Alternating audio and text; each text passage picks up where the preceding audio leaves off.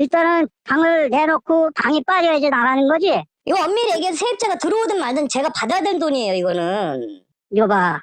자네도 여태까지 세를 얼마나 댕기고 얼마나 세를 댕기고 살았는지 모르겠는데. 그러니까 지금 나가는 사장님 건 말씀은 세입자가 없으면 못 주겠다 얘기 아니에요. 그렇지. 자네가 사장님이 저한테 못 줘도 제가 까지는 보증보험을 통해서 받을 수가 있어요. 그냥 그렇게 받아갖고 나가. 이럴 때 전세보증보험에 가입하신 임차인분들께서는 좀 안심이 되시겠지만 그렇지 못한 분들께서는 나 임대차 기간 끝나서 이사 가야 되는데 영영 집이 안 나가면 어떡하지? 라는 생각에 막막하실 것 같아요. 오늘 제가 알려드리는 순서대로 대처하신다면 보증금뿐만이 아니라 지연이자까지 받아낼 수 있으니까요. 끝까지 집중해주세요.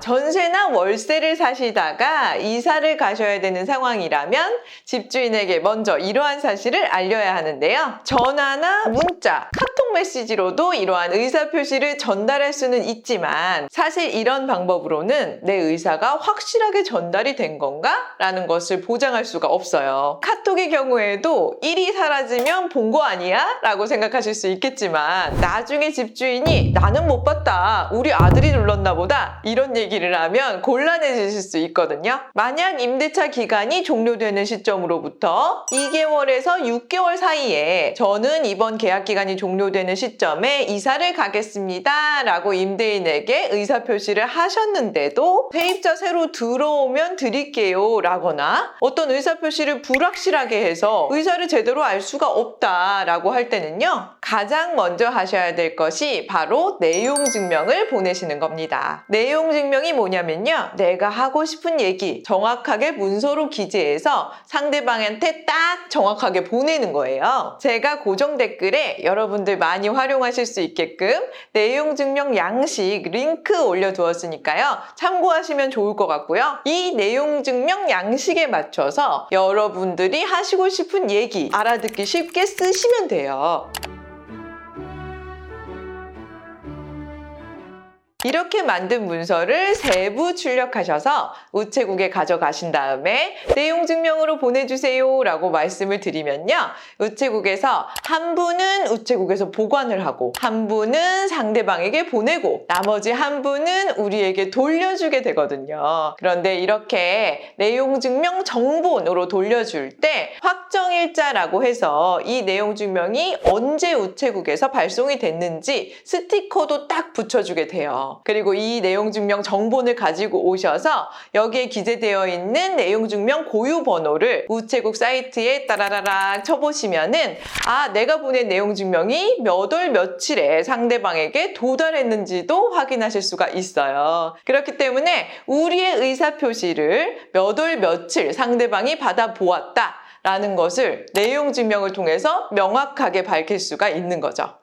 다음으로는 이렇게 내용 증명까지 보내서 확실하게 의사표시를 해 두었는데도 이사하는 날 임대인이 보증금을 돌려주지 않을 수도 있잖아요. 하지만 우리는 또 이사는 예정대로 가야 되잖아요. 근데 이사를 가면 어떤 문제가 생기냐? 바로 이 집에서 전입신고하고 거주하는 동안 우리가 갖고 있었던 대항력과 우선 변제권이 이사해서 전입신고를 하는 순간 사라져버리는 문제가 발생하게 돼요. 그래서 이럴 때 그냥 이사 가신 다음에 바로 새로운 집에 전입신고를 하시면 절대 안 되고요. 보증금을 못 받으셨다면 이 해당 집에 임차권 등기 명령을 해두신 다음에 전입신고를 하셔야 됩니다. 임차권 등기 명령이 뭐냐면요, 한마디로 저는 이 집에서 보증금을 못 받았어요 라는 것을 법적으로 딱 표시를 해두는 내용이다, 이렇게 생각하시면 돼요. 임차권 등기 명령 없이 그냥 이사 가시고 전입신고를 옮겨버리시면요, 대항력과 우선 변제권을 잃어버리기 때문에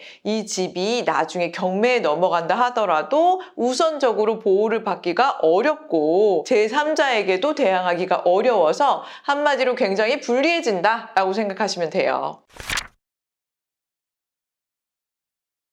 자, 이렇게 임차권 등기 명령까지 하고 이사를 갔는데도 끝까지 보증금을 안 돌려준다. 혹은 임대차 계약 종료된 지 한참 지났는데도 줄 생각이 없는 것 같다 라고 하실 때는 지급명령 신청이나 소송을 통해서 임대차 보증금 반환 청구를 하셔야만 합니다. 지급명령 신청 너무나 요긴한 제도니까 많이들 활용하세요 라고 제가 많이 설명드렸죠. 지급명령 신청은 소송보다 비교적 간단하고 빠르게 판결문과 같은 효력을 가진 결정문을 받을 수 있는 건데요. 위에 링크해드린 나홀로 지급명령 신청 방법 한번 보시면 도움이 되실 수 있을 것 같고요. 지급명령 신청서를 작성해서 법원에 접수하면 법원이 결정문을 만들어서 상대방에게 이 문서를 보내게 되거든요. 그런데 상대방이 이 문서를 받은 날로부터 14일 동안 이의 제기를 하지 않으면 바로 승소 판결문과 같은 효력을 가지게 돼요. 즉 임대인이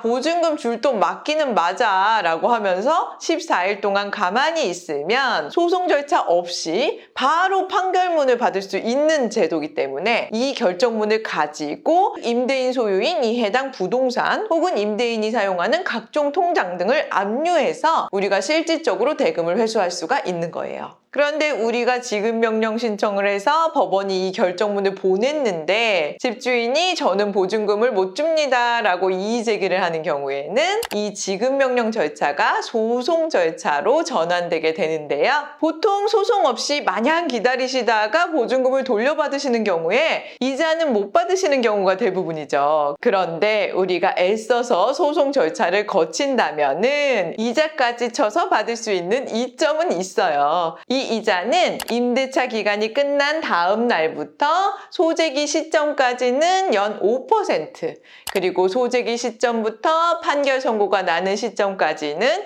연 12%에 해당하는 이자를 청구해서 받으실 수가 있습니다. 네, 오늘 영상이 속 썩으시는 많은 임차인 분들께 작은 나침반이자 분명한 해답이 되었기를 바라면서 오늘 영상 마치도록 하겠습니다. 네, 도움되셨다면 좋아요와 구독, 알림 설정 부탁드리고요. 궁금하신 사항은 댓글이나 법률사무소 기린 홈페이지 통해서 질문 주시면 제가 정성껏 답변 드리도록 할게요. 그럼 저는 다음 시간에 더 유익한 영상 만들어서 오도록 하겠습니다. 감사합니다.